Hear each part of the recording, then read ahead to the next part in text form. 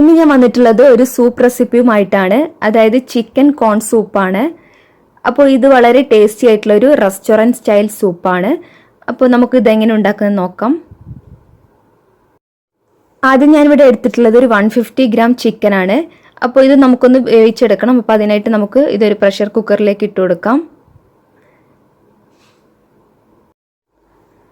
അപ്പോൾ നമുക്ക് ആദ്യം തന്നെ ചിക്കൻ സ്റ്റോക്ക് ഉണ്ടാക്കിയെടുക്കണം. അപ്പോൾ അതിനായിട്ട് ചിക്കൻ ഞാനൊരു പ്രഷർ കുക്കറിൽ എടുത്തിട്ടുണ്ട്. ഇനി ഇതിലേക്ക് 1 table spoon pepper powder add ചെയ്യുന്നുണ്ട്. അതുപോലെ ആവശ്യത്തിനുള്ള ഉപ്പ് കൂടെ ആഡ് ചെയ്യുന്നുണ്ട്. ഇനി ഇതിലേക്ക് 1 ടീസ്പൂണോളം സോയാ സോസ് കൂടെ ആഡ് ചെയ്യുന്നുണ്ട്.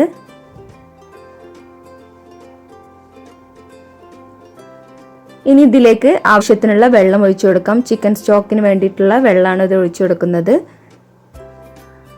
ആ ചിക്കൻ വെന്ത് കിട്ടാനുള്ള ആ ഒരു വെള്ളം നമുക്ക് ഒഴിച്ചു കൊടുക്കാം. ഒരു 2 കപ്പോളം വെള്ളം ഒഴിക്കുന്നുണ്ട്. നിങ്ങൾക്ക് കൂടുതൽ ചിക്കൻ സ്റ്റോക്ക് വേണമെന്നുണ്ടെങ്കിൽ കൂടുതൽ വെള്ളം ഒഴിച്ചു കൊടുക്കാം. ഇനി നമുക്ക് പ്രഷർ കുക്കർ അടച്ചു വെക്കാം. ഇതിൻ്റെ ഒരു വിസിൽ വെച്ചിട്ട് ഒരു 4-5 വിസിലോളം നമുക്ക് ഇതൊന്ന് വേവിച്ചെടുക്കണം. അപ്പോൾ ഇപ്പോൾ ചിക്കൻ സ്റ്റോക്ക് റെഡി ആയിട്ടുണ്ട്. ഇനി ഇതിലെ ചിക്കൻ നമുക്ക് മാറ്റിയെടുക്കണം.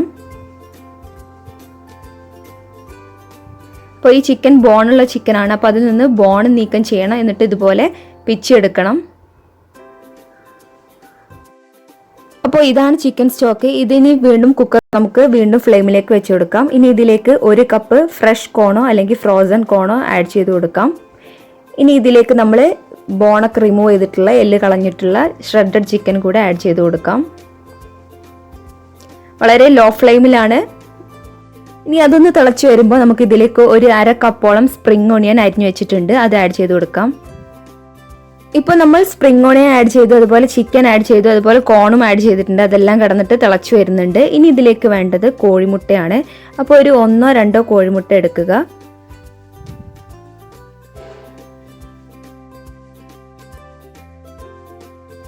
ഇനി മുട്ട ഇതിലേക്ക് ആഡ് ചെയ്യുമ്പോൾ ഒന്നായിട്ട് ഒഴിക്കാൻ പാടില്ല. വളരെ പതുക്കെ ഇതുപോലെ ത്രെഡ് ആയിട്ടാണ് ആഡ് ചെയ്യേണ്ടത്.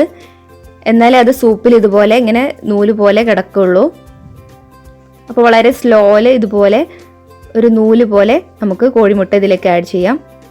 ഇനി നിങ്ങൾക്ക് കോഴിമുട്ടയുടെ വൈറ്റ് മാത്രം മതിയെങ്കിൽ വൈറ്റ് ഒഴിച്ചെടുത്താലും മതി. അതിൻ്റെ മഞ്ഞ നീക്കം ചെയ്യാം. ഇപ്പോൾ കോഴിമുട്ട ഒഴിച്ചു കൊടുത്തു.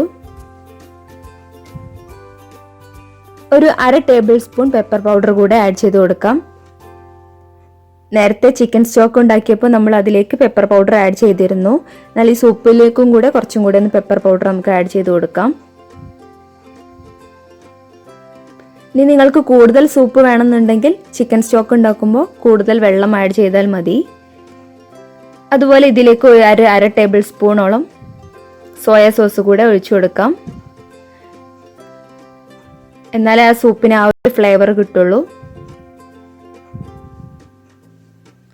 അതുപോലെ ആവശ്യത്തിന് ഉപ്പ് വേണമെങ്കിൽ ആഡ് ചെയ്ത് കൊടുക്കാം, ഉപ്പില്ല എന്നുണ്ടെങ്കിൽ. അടുത്തതായിട്ട് ഞാനിവിടെ ഒരു 2 ടേബിൾ സ്പൂണോളം കോൺഫ്ലവർ എടുത്തിട്ടുണ്ട്.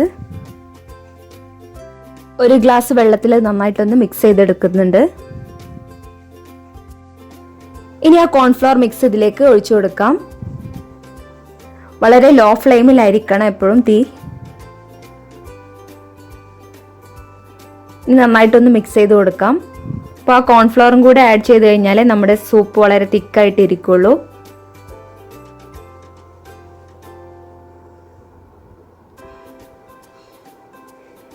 ഇനി ലാസ്റ്റ് ആയിട്ട് നമുക്ക് ഇതിലേക്ക് കുറച്ച് സെലറി ലീവ്സോ അല്ലെങ്കിൽ കൊറിയാണ്ടർ ലീവ്സ് അല്ലെങ്കിൽ മല്ലിയില കൂടെ ആഡ് ചെയ്ത് കൊടുക്കാം. സെലറി ലീവ്സ് ആണ് കുറച്ചും കൂടി ടേസ്റ്റ്. സെലറി ലീവ്സ് ഇല്ലാന്നുണ്ടെങ്കിൽ നിങ്ങൾക്ക് കൊറിയാണ്ടർ ലീവ്സ് ആഡ് ചെയ്യാവുന്നതാണ്. അപ്പോൾ ഇനി ജസ്റ്റ് ഒന്ന് തിളച്ച് കഴിഞ്ഞാൽ നമുക്കിത് ഓഫ് ചെയ്യാം. നമ്മുടെ സൂപ്പ് ഇവിടെ റെഡി ആയിട്ടുണ്ട്.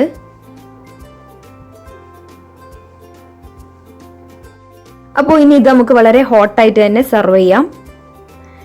അപ്പോൾ വളരെ ടേസ്റ്റി ആൻഡ് സിമ്പിൾ ആയിട്ടുള്ള ഒരു സൂപ്പാണിത്, ചിക്കൻ സൂപ്പ്. എല്ലാവരും ഒന്ന് ട്രൈ ചെയ്ത് നോക്കുക. നിങ്ങൾക്ക് തീർച്ചയായും ഇഷ്ടപ്പെടും. അപ്പോൾ ഇന്നത്തെ റെസിപ്പി ഇഷ്ടപ്പെട്ടെന്ന് വിചാരിക്കുന്നു. എല്ലാവരും ട്രൈ ചെയ്ത് നോക്കുക. ഇതുപോലെ കൂടുതൽ റെസിപ്പീസിനായി സബ്സ്ക്രൈബ് ചെയ്യാൻ മറക്കരുത്. താങ്ക്